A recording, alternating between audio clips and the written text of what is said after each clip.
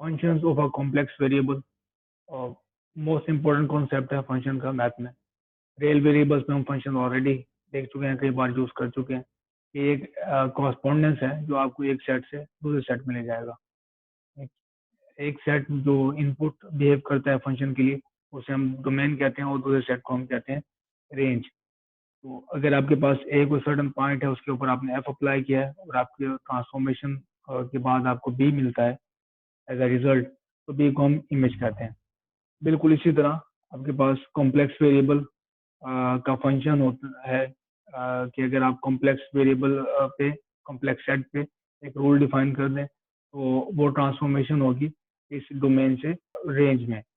और रेंज जो हमारी इनपुट है वो कॉम्प्लेक्स वेरिएबल है, तो हमारी आउटपुट भी कॉम्प्लेक्स वेरिएबल ही होगी। तो मैंने जेड पे रूल अप्लाई किया एफ और मुझे मिला डब्ल्यू। डब्ल्यू जो इट्स सेल्फ एक उसका रियल पार्ट है और एक इमेजिनरी पार्ट है। तो रियल पार्ट ऑफ डब्ल्यू है ये इमेजिनरी पार्ट। तो ये जो मुझे रियल पार्ट मिल रहा है वो फंक्शन होगा एक्स और वाई का, और बी मेरे पास फंक्शन एक्स वाई का, दोनों रियल वैल्यूड फंक्शन है।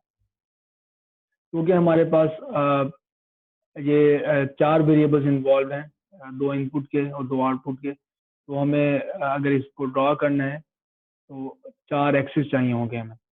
इसका ड्रॉ करने के इस वजह से हमारे पास एक आसान तरीका ये है कि हम जेड प्लेन बनाएं और उसकी मैपिंग डिफाइन करें वी और यू प्लेन में। तो हमारे पास ये जेड प्लेन है जो कि इनपुट है, इनपुट प्लेन, और एफ ऑफ जेड मैंने इसके ऊपर अप्लाई किया इस सेट के ऊपर। तो मेरे पास ये एक नंबर जनरेट होता है, इस नंबर एक कॉरस्पॉन्डिंग इस प्लेन में वी यू प्लेन में। ठीक है, इसकी एग्जांपल देख लेते हैं। F of Z is equal to Z square minus 4z। तो इसमें अगर आप जेड की वैल्यू पुट करें तो आपके पास ये फंक्शन आएंगे जिसमें जो सारे रियल पार्ट हैं जिनके साथ योटा नहीं है वो यू होंगे, और जिनके साथ योटा है वो हमारे पास बी है, रियल वैल्यूड फंक्शन। एग्जांपल है कि मैंने इसका इमेज ढूंढना है इस under the mapping Z square के, और मेरे पास एक कंडीशन है। तो मैं पहले फंक्शन देख लेता हूँ, उसके में से यू और एक्स निकाल लूंगा। तो यू मेरे पास है ये, और बी मेरे पास है ये। तो कंडीशन हमारे पास है कि रियल वैल्यू जो आपके पास पॉइंट है जेड का, जेड का रियल पॉइंट वो एक्स इक्वल टू 1 पे, तो एक्स की वैल्यू मैं 1 पुट कर दूंगा यू में, तो मेरे पास ये आ गया रिजल्ट, और बी में मैंने पुट की, मेरे पास रिजल्ट ही आ गया। तो यू और बी का प्लेन में ट्रांसफॉर्म करने के लिए तो मुझे पूरी इक्वेशन में यू या बी चाहिए। तो वाई की जगह पे मैं बी की वैल्यू पुट कर दूंगा और मेरे पास से इक्वेशन आ गई जो पैराबोला की है। तो आप ये ट्रांसफॉर्मेशन देख रहे हैं कि एक लाइन जो एक्स वाई जेड प्लेन में, कॉम्प्लेक्स प्लेन में अलोंग वर्टिकल एक्सिस है at point X is equal to 1, वो जाके पैराबोला बन जाती है यू वी प्लेन में। एक चीज और नोट करने की है वो ये कि आपके पास इस केस में ट्रांसफॉर्मेशन मौजूद है, ये रूल है, आपको पता है एक्सप्लिसिटी की ये रूल है जिसकी वजह से ट्रांसफॉर्मेशन हो रही है जेड से आपके पास यू वी प्लेन में। ये जरूरी नहीं है कि आपके पास ट्रांसफॉर्मे पूरा एक रूल डिफाइन हो, कोई भी आर्बिट्रेरी यू या वी के लिए आपके पास फंक्शन ये वर्क करेगा और वो फंक्शन होगा। कोई भी आप इसमें आर्बिट्री वैल्यू देते हैं यू या वी, तो ये एफ ऑफ जेड फंक्शन होगा। इसमें आप वेरिएबल, कॉम्प्लेक्स वेरिएबल पुट करके इसको यूज कर सकते हैं। जैसे कि ये आर्बिट्री फंक्शन मैंने लिखा है X Y square plus iota X square minus 4y square.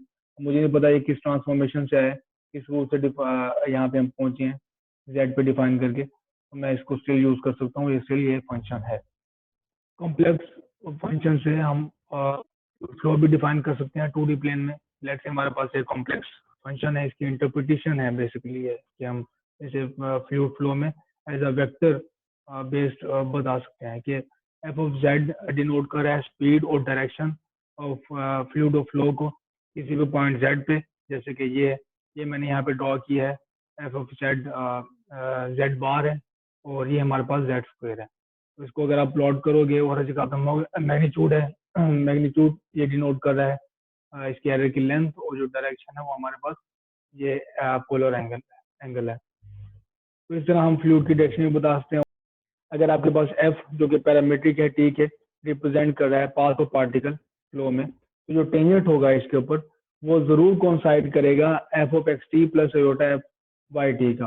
तो आप किसी भी पॉइंट पर टेंजेंट लेंगे तो ये जरूर एफ उस पॉइंट पे एफ के साथ कोइंसाइड करेगा। तो इसका मतलब ये है कि जो पाथ है पार्टिकल का फ्लो में, वो ज़रूर ये इक्वेशन सेटिस्फाई करेंगे।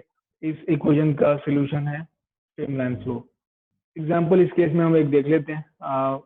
वो हमारे पास ये है जो ग्राफ में शो था अभी, Z bar find streamline flow. इसका स्ट्रीमलाइन फ्लो हमने फाइंड करना है और इसमें मैंने वैल्यूज पुट की एक्स वाई की, ये आ गया। तो D X D T equal to X है और D Y D T is equal to minus Y है। इस इक्वेशन से अगर हम कंपेयर करें तो इन दोनों का सोल्यूशन है हमारे पास ये। अगर आप इसका इंटीग्रेशन करें तो ये सोल्यूशन है। एक दूसरी एग्जांपल है हमारे पास जो प्लॉट में शो है F to Z is equal to Z square. तो इसमें मैंने वैल्यूज पुट की डी एक्स डी टी और D Y D T separate कर दिए। डी वाई इस इक्वेशन को इस इक्वेशन से डिवाइड किया और मेरे पास ये रिजल्ट आ गया जो कि होमोजेनियस डिफरेंशियल इक्वेशन है। उसका सोल्यूशन है हमारे पास x square plus y square is equal to three two y. तो ये फैमिलीज ऑफ सर्कल हैं जो कि सेंटर है एट वाई और ओरिजिन पे। लिमिट्स और कंटिन्यूटी पे बात कर लेते हैं कि हमारे पास डेफिनेशन क्या है। कि जैसे हमारे पास कोई function F of Z defined है कॉम्प्लेक्स प्लेन पे, तो जेड अपोज करते हैं जेड नॉट को। तो लिमिट का डिफाइन हम ऐसे करेंगे। सपोज हमारे पास एफ है जो कि डिफाइंड है सब neighbourhood of F Z is not. जैसे ये जेड नॉट है इसकी नेबरहुड में, जेड नॉट पे डिफाइंड है सिवाय जेड नॉट पे। तो ये हमारे पास एफ ऑफ जेड एक लिमिट प्रोसेस करेगा। जैसे आप जेड नॉट को अप्रोच करोगे वो है capital L. If for each epsilon greater than zero there exist a delta greater than zero such that this inequality hold. तो इसका मतलब ये है कि आपके पास एक जो लिमिट है डेल्टा रीजन, आप कह लें कि रेडियस, वो एग्जिस्ट करेगा डोमेन में। ये एक्स वाई प्लेन है कॉम्प्लेक्स में। तो डोमेन में हमारे पास डेल्टा ऐसा एग्जिस्ट करेगा जिससे कोरस्पॉन्डिंग ये इनइक्वालिटी रेंज वाली डोमेन में वी यू डोमेन में होल्ड करेगी। तो इससे आप सारी इसकी नेबरहुड कंसीडर कर सकते हो डेल्टा की, जो ये रेंज की इनइक्वालिटी को वायलेट ना करे। तो एल हमारा जो डॉट है ये पॉइंट है वी यू प्लेन में। तो डिफरेंस इन दोनों लिमिट्स में हमारे पास ये है जो रियल वेरिएबल में लिखते थे और या कॉम्प्लेक्स वेरिएबल में। अगर हमारे पास f of x real variable का फंक्शन था तो वन डायमेंशन थी हमारे पास एक्स। एक्स नॉट पे अगर हमने डिफाइन करनी है कंटिन्यूटी तो या हम उसे एक्स नेगेटिव से अप्रोच कर सकते हैं या फिर हम एक्स पॉजिटिव से उसे अप्रोच कर सकते हैं। लेकिन इस केस में चूंकि हमारे पास जो इनपुट स्पेस है वो टू डायमेंशन है, तो हमें हर जगह से इसको अप्रोच करना होगा जेड नॉट को। तो हर जगह से इसकी लिमिट एग्जिस्ट करनी चाहिए इस डेफिनेशन के मुताबिक। तो लिमिट्स के मैं कुछ थ्योरम है ये डिफाइन कर दूं कि अगर आपके पास लिमिट एग्जिस्ट करती है एफ ऑफ जेड पे L1 और लिमिट है जी जेड पे L2, तो इन दोनों की फंक्शन के ऊपर आप लिमिट लोगे तो वो इक्वल टू होगी इनकी लिमिट के सम के। तो इन दो फंक्शन का अगर आप प्रोडक्ट लोगे लिमिट जेड नॉट के अंदर तो ये इक्वल होगा इनकी लिमिट के प्रोडक्ट के। तो इसे अगर आप क्वोशंट लोगे तो क्वोशंट लिमिट का क्वोशंट होगा, जबकि लिमिट जीरो के इक्वल नहीं होनी चाहिए। कंटिन्यूटी किसी भी पॉइंट पे कंटिन्यूटी डिमांड करती है। तो function F is continuous at a point z not अगर आपके पास यहाँ पे लिमिट एग्जिस्ट करती है। तो कॉन्सिक्वेंस जो आपके पास अब ऊपर लिमिट्स हमने डिस्कस की हैं उसका नतीजा हमारे पास ये खज होता है कि अगर आपके पास एफ और g continuous at point z naught पे तो उनका प्रोडक्ट भी कंटिन्यूस होगा और उनका सम भी कंटिन्यूस होगा, उनका क्वोशंट भी कंटिन्यूस होगा अगर g z naught does not equal to zero है। तो ये जो ऊपर हमने रूल पढ़े हैं उसका कॉन्सिक्वेंसेस है कि हमने कंटिन्यूटी भी इसी रूल को यूज करते हुए थ्योरम को हमने डिफाइन की है फंक्शंस के प्रोडक्ट्स पे और फंक्शन के डिवीजन पे उनके सम पे।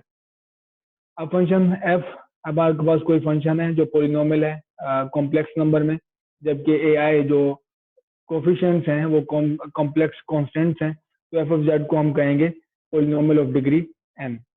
Limit z is equal Z not indicates F of Z is equal to Z is continuous everywhere. तो ये इस लिमिट के अंदर आप जैसे कि सिंपल फंक्शन है F of Z equal to Z indicate करता है कि हमारे पास फंक्शन हर पॉइंट पे कंटिन्यूस है। ये बेसिकली एक प्रूव है जो मैं यहाँ पे नहीं कर रहा, सिर्फ स्टेट कर रहा हूँ।